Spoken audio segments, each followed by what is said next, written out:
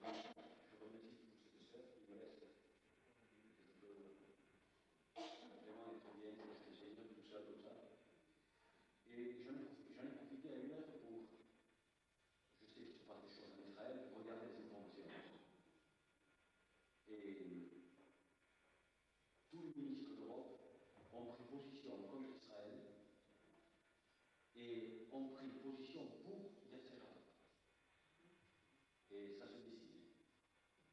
Vraiment, ça se dessine à l'horizon, mais l'horizon très, très, très près. Hein? Et il y a eu ça, et de plus en plus je parle de secte. Alors, laissons ça de côté, n'en parlons pas ici, mais ça se dessine. Pour le moment, il y a Clinton, bon, il y a le président des États-Unis qui est à convoquer, bon, il y a lui, je ne dis pas que ce soit pour demain, je serai un bon prophète, mais je vous promets que la parole de Dieu se confirme. Alors c'est le moment réellement de chercher ce qui est agréable. Amen. Et je trouve que même cette union de frères et de sœurs, c'est agréable. Alors cherchons ce qui est agréable, ce qui plaît à Dieu. Hier, nous nous sommes surtout attachés un petit moment à la foi et sans laquelle il est impossible d'être agréable à Dieu. Eh bien, nous demandons à Dieu de nous remplir de confiance. Et en plus, c'est si bon de faire confiance à Dieu. Dans un temps que nous vivons maintenant, où c'est tout autour de nous, c'est des sables mouvants, c'est bon de s'accrocher à quelque chose qu'on peut s'accrocher. Hein? Et on peut s'appuyer que sur Dieu, tout le restant s'impose. Hein? C'est pour ça qu'il est appelé le rocher. Voilà. Eh bien, regardons encore à chercher que Dieu nous en prenne à marcher avec lui et en faisant ce qui est agréable à Dieu. Lisons juste ce verset de l'apôtre Jean dans sa première épître au chapitre 3, où le premier jour nous l'avons invoqué, le premier jour nous avons parlé de cela, d'être agréable à Dieu. Et donc, le premier épître de Jean, chapitre 3, verset 22. C'est une déclaration formidable de l'apôtre Jean, qui a été surnommé l'apôtre de l'amour, a faite. Vous savez que Jean était un prophète aussi.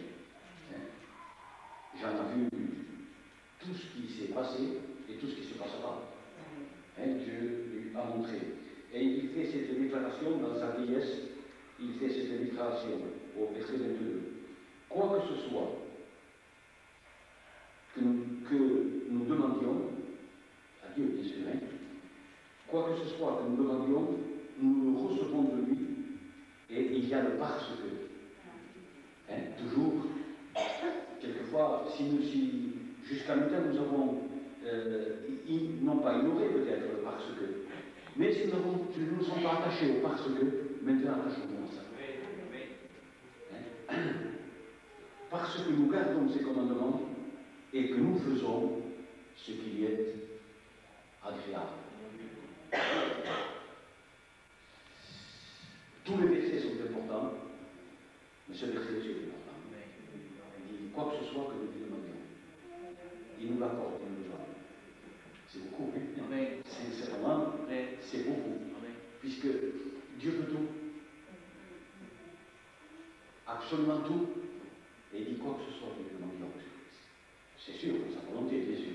Hein? Il nous donne, on l'accorde, et il dit le pourquoi, la raison pourquoi. Dieu répond à ce qu'on lui demande. Et c'est affirmatif. Il dit tout ce que nous lui demandons. Il nous le donne. Et là, Jean avait au moins 50 années de ministère. Ça, il n'a pas déclaré ça quand il a connu le Seigneur. Il a connu ça au moins, c'est le minimum, plus, mais au moins 40 années après que son Seigneur est enlevé. Alors vous voyez, il a eu le temps de demander des choses. Et surtout qu'il vivait, c'était l'homme qui vivait dans la prière. Vous savez ce que dit la tradition, c'est la tradition. La tradition veut dire de bouche à oreille. Hein. La tradition dit que Jean, avant de mourir, avait, je ne sais pas comment on dit en français, le frère appelé caille sous les genoux, des cordes, voilà, avec la corde sous les genoux comme ça, parce qu'il passait ça des genoux. D'ailleurs, avec Pierre, il déclare, il dit, pour nous, il n'est même pas bon de se être potable. Même perdre une demi-heure, vous vous rendez compte? Il dit, nous nous attacherons qu'à la prédication et à la prière. Je crois que c'est acte 6. Vous vérifiez, c'est ça. Tu vérifies, Josué. 6, je crois. 6-3 peut-être, quelque chose comme ça, ou 3-6, non, 6-3. Enfin bref, il fait cette déclaration. Et là, donc, des années après avoir prié Dieu, il dit, tout ce qu'on lui demande, il me donne. Il passait sa vie en prière. Tout, il n'est pas dit ce qu'on lui demande. Tout ce qu'on lui demande. Il nous l'accorde parce que nous gardons, parce que, c'est ça? Comment c'est écrit? 6-2. 6-2. Les 12 convoquèrent la multitude des disciples et ils dirent il n'est pas convenable que nous laissons la parole de Dieu pour servir au temps. Nous nous en serons, il dit après. Qu'est-ce qu'il dit? Pourquoi après choisir parmi cet homme et qui leur rend de bons témoignages, qui sont pleins d'esprit saint? C'est avant, alors. Parce qu'il dit nous nous tâcherons qu'à la prédication et à la prière. C'est pas dans ce verset-là. Bon, on le cherchera après. Peu importe. Alors, il dit, nous attacherons que. Il dit à la prière, à la prédication, et là il dit, parce que, il donne tout, parce que nous gardons ce commandement et on fait ce qui est agréable. Amen. Donc, garder ces commandements, c'est ce qu'il y a de plus logique pour les enfants de Dieu. C'est vrai. Et c'est la logique même, c'est comme respirer. Je parle pour un authentique enfant de Dieu. Par exemple, tu ne mentiras pas. Un enfant de Dieu ne peut pas mentir, c'est impossible. Avec préméditation, attention, je dis bien. Hein? Et quelquefois, dans le brusquement, il peut ajouter un peu, après, non, c'est pas vrai, c'est pas comme ça. Il doit se reprendre. Mais mentir avec préméditation d'un enfant de Dieu, ça n'existe pas. Et s'il ment, ce n'est pas l'enfant de Dieu, ce n'est pas possible, c'est l'enfant du diable. Pas de problème. Hein. Pour moi, je le vois, d'après la parole de Dieu, je ne le vois que comme cela. Hein. Bon, enfin, on a pris un détail. Un détail. Donc, une chose est certaine, c'est que garder les commandements, c'est la logique. Mais faire ce qui est agréable, ça aller plus loin. Vous voyez, par exemple, hier, on s'est humilié tous. Seigneur, j'ai cassé le vase. J'ai manqué de confiance en toi. Ça allait plus loin que le commandement, que garder les commandements de Dieu. C'est vouloir lui être agréable. Je t'ai pas fait assez confiance, Seigneur. Vous voyez, c'est vouloir être agréable à Dieu. Dans cette recherche, être agréable à Dieu, c'est offrir à Dieu. Amen. Chercher ce qui est agréable à Dieu, c'est offrir à Dieu. Vous savez que c'est normal que nous offrions à Dieu. Alléluia. Mais pourquoi c'est normal? Pourquoi c'est normal? Eh bien, parce que la Bible nous dit, la parole de Dieu nous dit, que nous sommes les enfants de Dieu, nous sommes ceux qui offrons à Dieu. Nous sommes une nation sainte, une race élue, un sacerdoce royal. Nous sommes des sacrificateurs. Quelle était la fonction du sacrificateur? C'était d'offrir à Dieu. D'offrir des sacrifices, comme dit par exemple le chapitre 29 de l'Exode, des sacrifices d'une agréable, vous voyez le mot agréable, d'une agréable odeur à Dieu. Hein? Amen. Alléluia. Alors, nous les enfants de Dieu, il faut qu'on se mette bien dans la tête que nous sommes des sacrificateurs. Et dans sacrificateur, il y a le mot sacrifice. Sacrificateur vient de sacrifice. C'est ce qui offre à Dieu. Et nous offrons à Dieu. Amen. Alléluia. Dans l'Ancien Testament, ils offraient. Voyez par exemple, dans Genèse 8, vous savez quand Dieu a envoyé le déluge, il a envoyé le déluge sur toute la planète de la Terre, et aujourd'hui, il y a des savants qui disent que c'est sûr et certain qu'il y a eu un déluge. Un des plus grands savants du monde, je l'ai lu dernièrement, lui dit, affirme, hein, et en plus le géologue, affirme que c'est certain qu'il y a eu un déluge, que c'est certain. Et c'est un des plus éminents géologues du monde. Hein.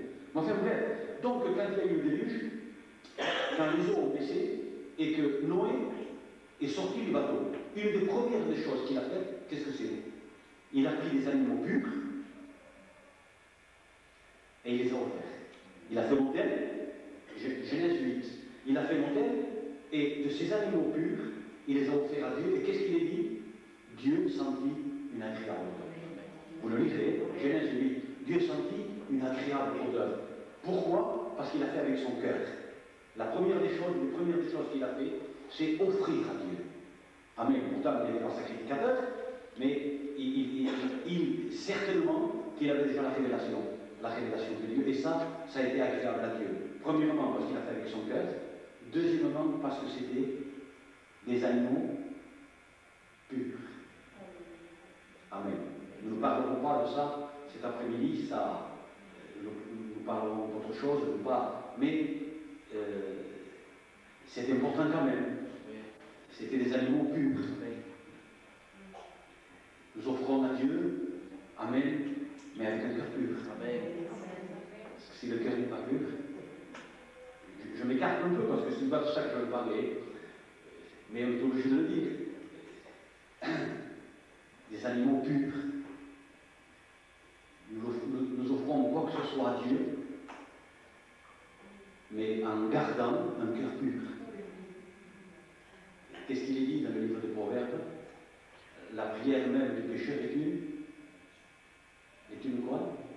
Abomination. Vous vous rendez compte? Celui qui pêche volontairement, il va offrir ses prières à Dieu, c'est une abomination. Alors vous voyez, des animaux purs. Amen. L'offrir avec un cœur pur. Rechercher cette pureté. Même ce qui s'est passé ici hier après-midi, nous avons demandé pardon à Dieu. Eh bien, c'est un cœur pur. C'est pur. Alléluia. Amen. Que Dieu soit loué. Voilà. Donc, j'aimerais vous parler d'offrir à Dieu, puisque rechercher ce qui est agréable à Dieu, c'est lui offrir. Et j'aimerais faire quand même une lecture avec vous. Par exemple, dans la première épître de Pierre. Dans la première épître de Pierre, au chapitre 2 et au verset. Première épître de Pierre, chapitre 2, verset 5. Nous lisons, et vous-même, comme des pierres vivantes, c'est-à-dire, nous sommes la maison de Dieu, nous sommes en réalité le temple de Dieu. Hein? L'Église, nous sommes nous-mêmes. Individuellement, nous sommes déjà le temple, mais avec l'Église, nous sommes pierre sur pierre, nous sommes donc le temple de Dieu, l'Église. Et vous-même, comme des pierres vivantes, édifiez-vous, c'est-à-dire, édifier, c'est construire. Hein? C'est construire. Et nous avons parlé ces jours-ci de croître, hein, de grandir dans la grâce. Et édifier, c'est construire. Édifiez-vous pour former une maison spirituelle, un saint sacerdoce, ce que je vous disais tout à l'heure. Sacerdoce, c'est le sacrificateur. Le sacerdoce, c'est celui qui offre. Hein? Un saint sacerdoce en vue d'offrir des victimes spirituelles agréables à Dieu par Jésus-Christ. Alléluia. Hein? Et au verset 9, vous, par contre, vous êtes une race élue, un sacerdoce royal, une nation sainte, un peuple racheté, afin d'annoncer les vertus de celui qui vous a appelé ténèbres à son admirable lumière. Donc nous sommes cette nation, ce sacerdoce. Et quel est notre rôle à nous? C'est d'offrir à Dieu des victimes spirituelles agréables à Dieu. Et qu'est-ce que nous lui offrons à Dieu? Vous voulez qu'on le lise ensemble? Parce que je pense que c'est important pour notre vie spirituelle. Je crois que c'est le chapitre 13 des Hébreux. Je crois donc que c'est le chapitre 13 des Hébreux, si je ne me trompe. 13, oui. 13 et 15. Vous voyez, il est sujet d'offrir à Dieu. 13 et 15. Par lui, offrons sans cesse à Dieu. La véritable traduction, c'est pas sans cesse. Ça veut dire la même chose. Hein. Mais la véritable traduction est en tout temps. Offrez en tout temps. Hein. Je bénirai l'Éternel en tout temps. Hein. Regardez l'importance que ça aux yeux de Dieu. En tout temps. D'offrir à Dieu en tout temps. Nous continuons à le lire. Par lui, offrons en tout temps à Dieu un sacrifice de louange, c'est-à-dire le fruit des lèvres qui confessent son nom. Voilà ce que nous offrons à Dieu, des louanges. Quoi que ce soit qui nous arrive, en tout temps, puisque là, nous retrouvons le psaume de David, maintenant aux Hébreux, en tout temps, sans cesse. Hein? Qu'est-ce que nous offrons? Nous sommes ces sacrificateurs. Nous le sommes. La Bible est claire. L'apôtre Pierre le dit, et Jésus même le dit dans le livre de l'Apocalypse, que nous sommes ses sacrificateurs, ma soeur. Jésus, le sacrificateur. Le rôle du sacrificateur, je le répète, c'était d'offrir à Dieu des holocaustes, des taureaux, des béliers. Vous le lirez surtout dans le livre de la Genèse et dans le livre de l'Ancien Testament. Ils offraient à Dieu sans cesse. Salomon a offert jusqu'à 1000 taureaux. Voyez, à travers les sacrificateurs, ils offraient. Et nous, en tout temps, qu'est-ce que nous faisons? Amen. Ce que nous ferons toute l'éternité dans le ciel.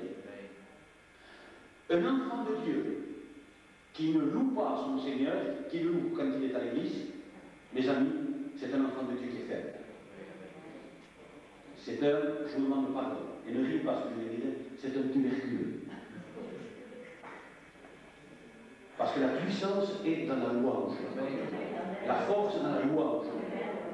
Pourquoi? Parce qu'il est dit même que Dieu s'assoit. Ce n'est pas le mot exact, s'assoit.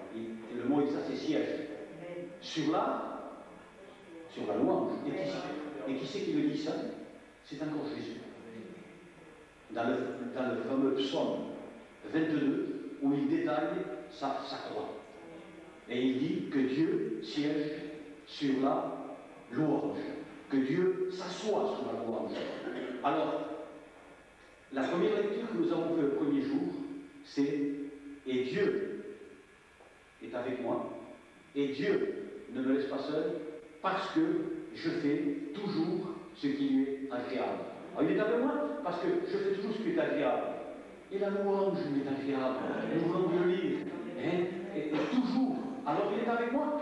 Et alors, c'est normal, puisqu'il est avec moi. Il siège sur la louange. Alléluia. Un enfant de Dieu, j'ai vu de mes yeux et entendu de mes oreilles la perfection d'une chrétienne. Je dis bien. Et beaucoup disent la perfection. Hein? La Bible ne dit pas ça. Et c'est pour nous excuser de certaines choses, ça. Mais la Bible dit autre chose. J'ai vu une chrétienne partir de cette terre dans la perfection. Ce que je vous dis, c'est déjà la hauteur spirituelle, attention. Je vais très haut, mais je l'ai vu. Une gitane espagnole de Tartas. Je l'ai vu partir de cette terre dans la perfection. Elle avait une maladie. Cette femme-là, cette sœur, pardon, et elle était en train de partir et elle souffrait. Et vous savez quels étaient ces hurlements? Ces quejidos, comme on dit en français, ces gémissements, vous savez ce que c'était? Je te loue, je te rends gloire, Seigneur. Au lieu de dire aïe par la douleur, je te loue, te doy gloria, te doy gloria, te doy gloria. Et plus elle souffrait, et plus elle rendait gloire à Dieu. Mais il y avait le ciel qui était descendu, là. J'ai vu partir quelqu'un, j'ai vu partir des chrétiens, et d'autres aussi, dans la perfection, et dire à ceux qui étaient autour, chantez-moi, cantame canticos. Mais oui, oh Seigneur, je m'en vais, mon Seigneur, chantez-moi des cantiques, chantez-moi des louanges. Alléluia, alléluia. Et nous devons partir un jour. Amen. Mais, comme dit le livre des psaumes, il est agréable et bon, psaume 147, 1. Il est agréable et bon de louer l'Éternel. Amen. Amen. Pourquoi nous avons été sauvés? Pourquoi nous avons été lavés dans le sang de Jésus? Bien sûr, pour nous sauver, vous allez dire. Mais quel était le but de Dieu? Le but suprême de Dieu? Le but extrême de Dieu? Amis, quel c'était? Mes sœurs, quel c'était? Et quel est le but de Dieu de notre salut? Eh bien, vous trouverez écrit sous la plume de Paul, la louange. Louer Dieu, ce que nous ferons toute l'éternité. C'est louer Dieu. Alors, si nous ne le faisons pas, nous avons manqué le but. Vous comprenez? Puisque c'est le but extrême et suprême de Dieu, de le louer, de le glorifier, de l'exalter, de l'élever. Amen. Alléluia. Alors, rentrons dans le but, tirons la flèche et touchons le sang de Dieu. C'est la louange. Et c'est toute l'éternité qu'elle va décrire cette louange. Alléluia. Et Esaïe, tout prophète, tout jeune prophète qu'il était, mais quand il s'est rencontré face à face avec Dieu, ça ne me tombe pas, ça. Il est tombé, malheureusement, mais qu'est-ce qu'il a entendu? Qu'est-ce qu'il a entendu? Saint, Saint, Saint l'Éternel, la terre et le ciel sont remplis de sa gloire. Saint, Saint, Saint l'Éternel. Ouais, la louange, voilà ce qu'il a entendu devant le trône de Dieu. Les 24 vieillards, les 4 êtres vivants, dont une tête de lion, une tête d'homme, ainsi de suite. Les anges, mais qu'est-ce qu'ils disent? Digne est Dieu, digne l'agneau de Dieu, de louange, de gloire, d'honneur, de majesté. Amen. Alléluia. La louange, on ne le sent pas, c'est vrai. On ne le ressent pas, non seulement parce qu'on le dit, mais au plus profond de notre cœur. Amen. Dieu soit loué. La louange, quoi qu'il nous arrive, la force, la puissance du chrétien se trouve dans la louange. Je bénirai l'Éternel en tout temps, et sa louange, amen, sera toujours dans ma bouche. Amen. C'est le centre. Amen. C'est le centre de tout. Je le répéterai encore une fois, c'est le but suprême de Dieu, de nous avoir purifiés par le sang de son Fils, de nous avoir sanctifiés par le sang de son Fils, de nous avoir rachetés par le sang de son Fils pour lui chanter nos louanges. Amen. Un cantique français dit, tu as fait de moi, Seigneur, un instrument d'adoration. C'est le but suprême de Dieu. Amen. Il commence ici et il durera toute l'éternité. Alléluia. C'est pas bon quand une fille de Dieu elle a des problèmes. On en aura toujours. Je te promets, je ne suis pas une personne mauvaise augure, mais sur cette terre, il y en aura toujours, que ce soit d'une façon, que ce soit de l'autre. Mais dans tous ces problèmes, de quelle nature qu'ils soient, je te loue, Seigneur. Je te rends gloire, Seigneur. Il y a une puissance. Il y a une force, mes amis. Il y a une force.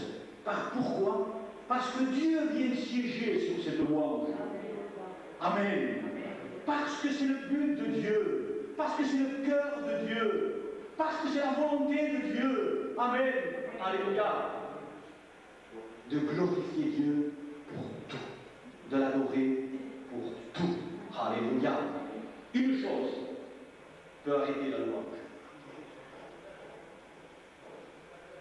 Il ne faudrait pas que je m'écarte du sujet. Hein? On sent tellement que c'est bon. Hein?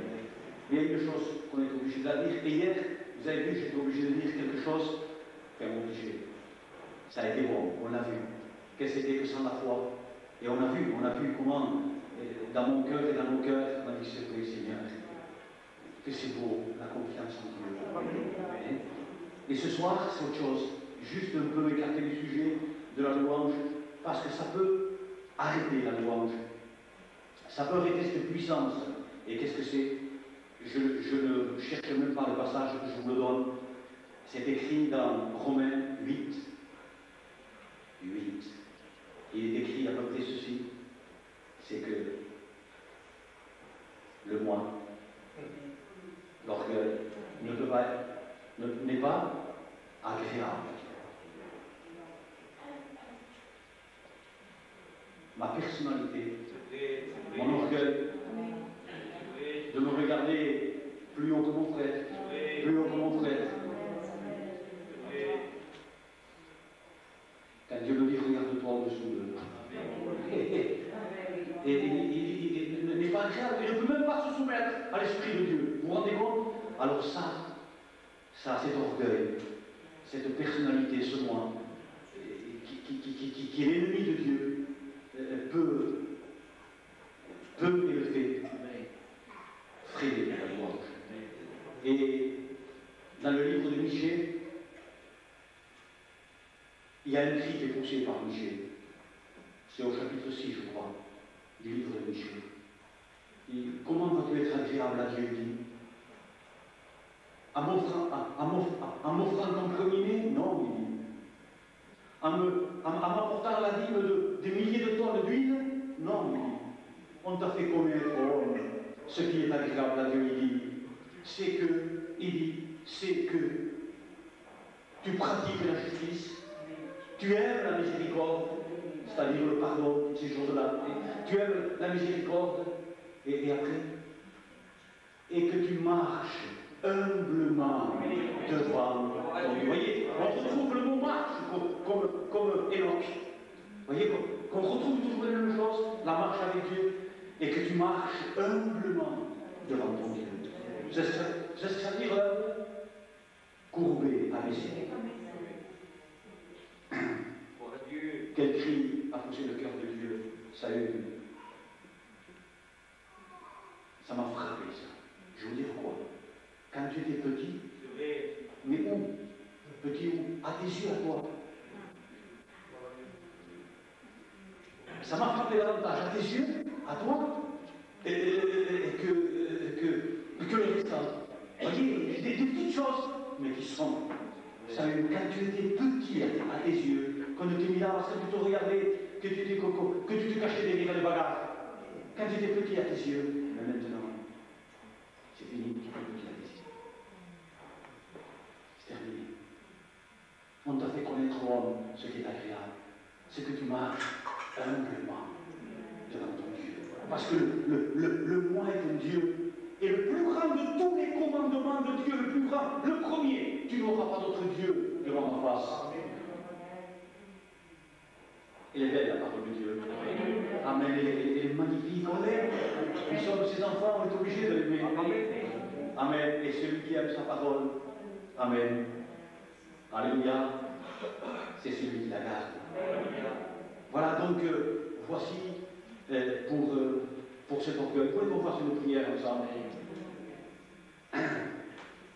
Et ensuite, je vous dirai, je vous demanderai un verset de plus. Et on arrêtera. Cette prière, elle va être comme celle d'hier. Belle. Le moindre orgueil. Je sais, Seigneur, qu'elle arrête ton but suprême, la louange, la louange. Puisque tu dis que l'on ne peut pas être agréable à Dieu avec ça. Alors, ce n'est plus le sacrifice agréable à Dieu que j'offre,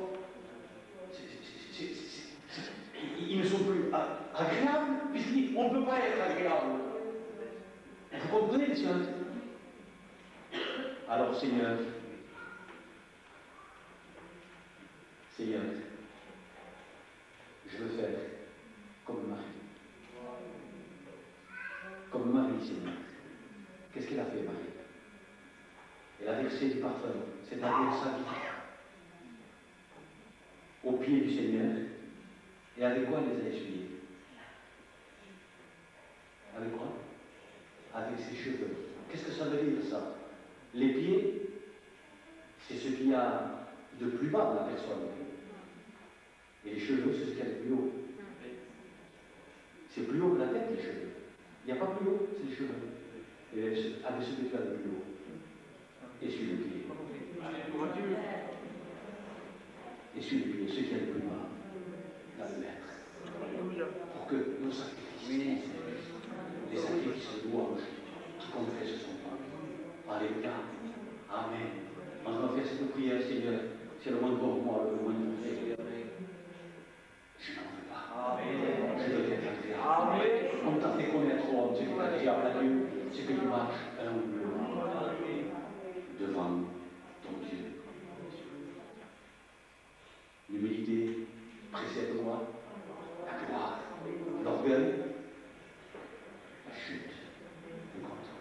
Alors, Seigneur, je n'en veux pas. Surtout pas. Et je viens, Seigneur, s'il y a la moindre poussière d'orgueil, comme disait la Bible, que le pied de l'orgueil ne le joue pas. Avant que tu m'humilies, Seigneur, je vais garder. Je vais te demander pardon, Seigneur. Vous voulez qu'on le fasse ensemble? On ne se lève pas, mais ça se passe entre nous et Dieu.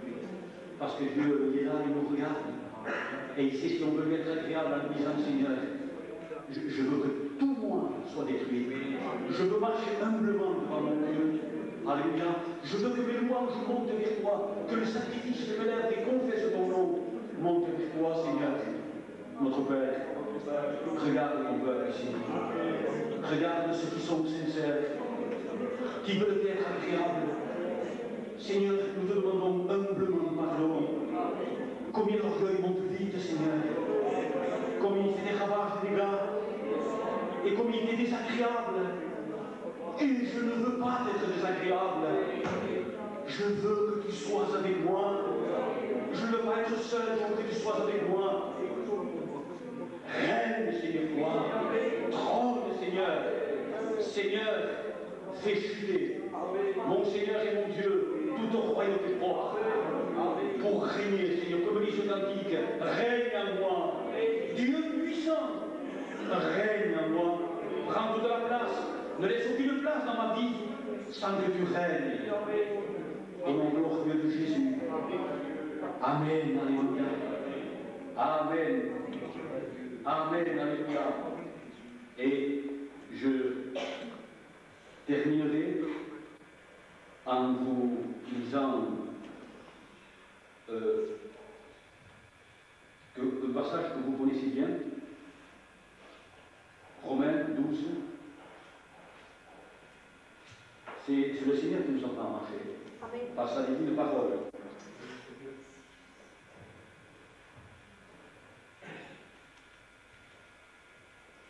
Je vous exhorte, frères, et pas par n'importe quoi, par les compassions de Dieu. C'est l'exhortation, hein? Il nous exhorte par les compassions de Dieu. La parole de Dieu nous exhorte par les compassions de Dieu à offrir vos corps. Amen. Comme un sacrifice vivant, saint et agréable à Dieu. Toute la langue. Ici. Amen. Alléluia. Amen. Amen. Un sacrifice saint et agréable à Dieu. Tout entier. Nous nous offrons en tant que sacrificateur, comme Jésus qui était sacrificateur, et il était en même temps le sacrifice, c'est-à-dire l'agneau, il s'est offert. Et maintenant, voici ce que nous dit la parole de Dieu, de faire pareil. En tant que sacrificateur, d'offrir quoi? Nos corps en sacrifice. Comme un sacrifice vivant, parce que nous sommes dans le livre de l'Apocalypse, un frère le cherche, et on termine par ce verset. Apocalypse 1. Le premier frère qu'il a trouvé, je lui demanderai humblement ou d'être assez humble de le lire. Hein? 1, 6.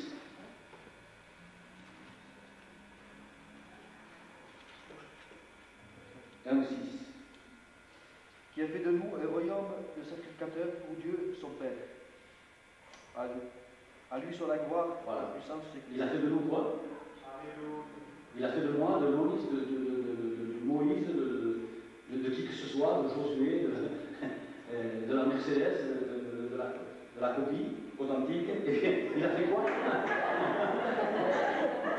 Il a fait quoi? Il a fait quoi de notre Père? Vous voyez, son but suprême, vous avez vu son but suprême? Il a fait quoi? Un royaume de sacrificateurs. Et regardez ce qui est écrit dans Apocalypse 5, 8. Regardez ce qui est écrit. Quand il reçut le livre, les 4 êtres vivants, vous savez, quand il y avait le livre que tenait la main Dieu et que personne n'était digne de l'ouvrir que l'agneau de Dieu. Hein? Quand il eut reçu le livre, les 4 êtres vivants et les 24 anciens se prosternèrent devant l'agneau, tenant chacun une harpe et des coupes remplies de parfums qui sont la prière des saints. Nos prières. Et vous le trouverez écrit de nouveau dans Apocalypse 8. Voyez, il y a un vase d'or devant son trône de Dieu. Regardez si c'est le but suprême. Il y a un vase d'or, et qu'est-ce qu'il y a dans ce vase d'or? Nos prières, nos louanges, notre adoration. Alléluia. Et c'est ces prières-là, d'après Apocalypse 8, qui va déverser sur la terre. Vous le lirez dans Apocalypse 8. Alléluia. Il a fait de nous un royaume de sacrificateurs. Mais qui je suis, pauvre tocard, pauvre clown, pour que Dieu fasse une chose pareille de moi. Encore, je voudrais continuer d'avoir comme ça. Seigneur Jésus, mon Seigneur, d'un clochard sous les ponts, il a fait un sacrificateur de Dieu. Pour lui offrir quoi? Le fruit de nos lèvres qui confesse son nom, l'adoration et la louange. Mais vous voulez qu'on se lève ensemble, Seigneur, je comprends pas, c'est trop grave. Je te loue, Seigneur, je te bénis, je veux réellement, je veux t'offrir, Seigneur, être le sacrificateur qui t'offre tout ce qui t'est agréable. Alléluia. Amen. On lève les mains vers Dieu. Et chacun pour soi. Nous essayons de lui être agréable dans son moment même, en lui disant, Seigneur, qu'est-ce que je suis, Seigneur, pour que tu fais de moi, Seigneur, celui que t'offre à toi pour toute l'éternité, qui suis-je pour prendre dans ton vase d'or et dans ton trône mes louanges, Seigneur, qui montent pour toi, les louanges de Dieu, Seigneur. Nous te remercions, notre Père. Nous te rendons gloire, nous te rendons gloire. Toute l'éternité. Et tes serviments, tes serviteurs, tes servantes, te serviront